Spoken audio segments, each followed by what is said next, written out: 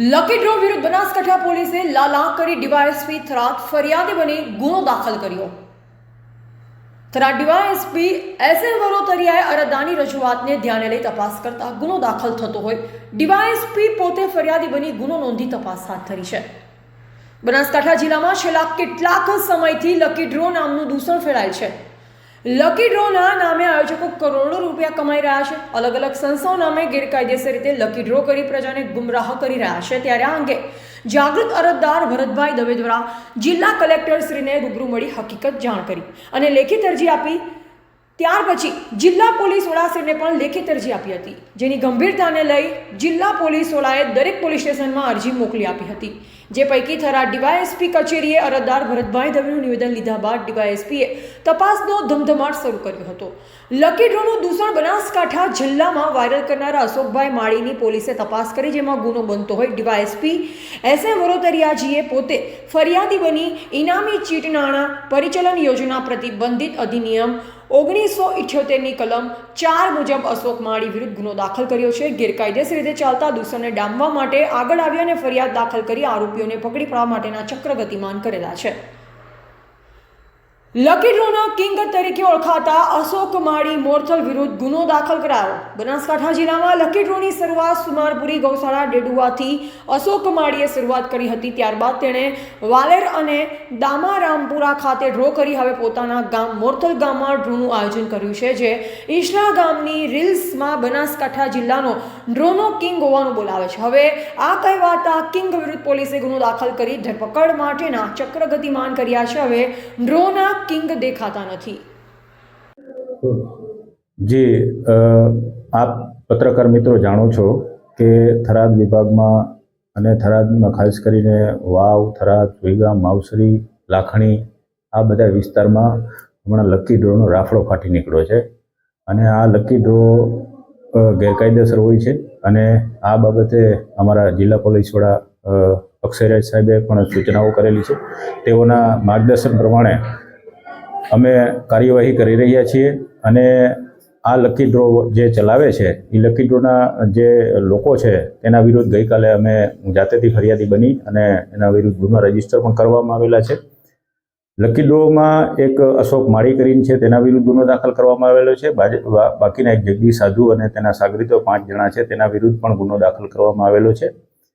આ બાબતે જાહેર જનતાને મારી નમ્ર અપીલ છે કે આ તદ્દન ગેરકાયદેસર વસ્તુ છે અને આ લોકો તમારા રૂપિયા જે છે એ લલચાવી ફોસલાવી અને પોતે ટિકિટના નામે લઈ લે છે અને પછી આ લોકો એવું કરે છે કે જે ખરેખર ગેરકાયદેસર છે। આ લોકો શું કરે છે કે મતલબ તમારી ટિકિટ હોય તો 1000 ટિકિટ હોય તો એની સામે 5000 ટિકિટ પોતાની નાખી દે છે, એટલે તમને કોઈ સંજોગોમાં તમને ક્યારેય ઇનામ મળવાનું નથી। અને આવું પણ અમને જાણવા મળેલું છે કે લોકો પોતાના બૈરાના ઘરણા વેચીને 10-10 હજારની ટિકિટો લે છે।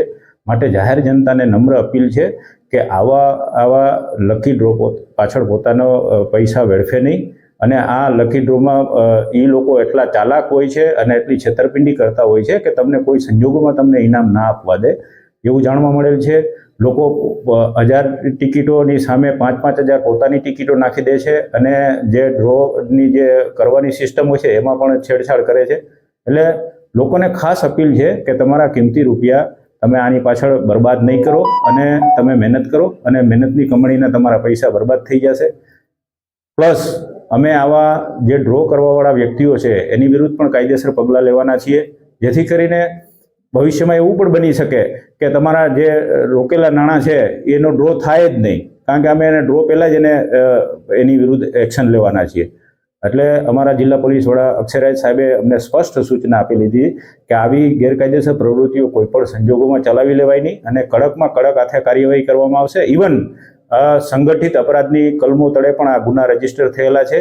એટલે આમાં જેટલા હશે, જે એજન્ટો હશે, નાનામાં છેવાડાના એજન્ટ સુધી અમે જશું અને એની વિરુદ્ધ કડક પગલાં લેશું અને પાછા પણ અમે કરવાનું વિચારી રહ્યા છીએ, કારણ કે આ તો ખૂબ થાય છે અને કરોડો રૂપિયાના લોકોના કરોડો રૂપિયા પોતે આવી રીતે અનાથ બાળકોના નામે અને ગૌચરાના નામે પોતે લઈ જાય છે।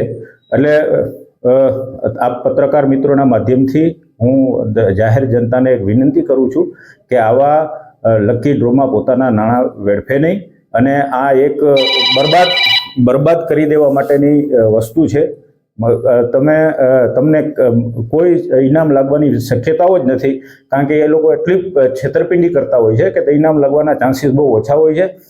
તમે જાણો છો કે એટલી હદે આ લોકો મતલબ ગેરકાયદેસર કરતા હોય છે કે 25-25 લાખ રૂપિયા રોકડા આપે છે. રોકડા કેવી રીતે હોઈ શકે? એટલે આના વિરુદ્ધ બહુ કડક એક્શન લેવામાં આવશે, અને નજીકના દિવસોમાં બનાસકાંઠામાં જેટલા પણ આવા ગેરકાયદેસર લકી ડ્રો કરતા હશે એના વિરુદ્ધ કડક પગલાં લેવામાં આવશે, અને પાછા સુધીના પણ પગલાં લેવામાં આવશે. લોકોએ જેણે ટિકિટ ખરીદી લીધેલી હશે તેના પાછા નાણાં મેળવી શકે છે. જે લોકો પાસેથી જેની પાસેથી ટિકિટ લીધી એની પાસેથી પાછા નાણાં મેળવી લો, અને જો આ લોકો પાછા નાણાં ના આપે તો પણ તમે પોલીસ સ્ટેશનમાં આવીને એના વિરુદ્ધ ફરિયાદ કરી શકો છો. એટલે એ પણ વિનંતી છે કે તમે તમારા પાછા નાણાં લઈ લેજો, જેથી કરીને તમારા રૂપિયા વેડફાય નહીં. કેટલા ડ્રો ઉપર કાર્યવાહી કરવામાં આવી છે, અને બીજા અત્યારે હાલની પરિસ્થિતિ પ્રમાણે અત્યારે 2 ડ્રો વાળા ઉપર મેં ગુના દાખલ કરાવેલા જાતેથી, અને બીજા એવા મારી પાસે હજી 4 લોકો છે, 4 ડ્રો વાળા છે કે જેના વિરુદ્ધ અત્યારે મારી તપાસ ચાલી રહી છે, અને આના વિરુદ્ધ પણ કાયદેસર પગલાં લેવામાં આવશે. હા, અત્યારે એની તપાસ પોલીસ ઇન્સ્પેક્ટર થરાદ ચલાવી રહ્યા છે, અને એની ટૂંક સમયમાં અટક થશે.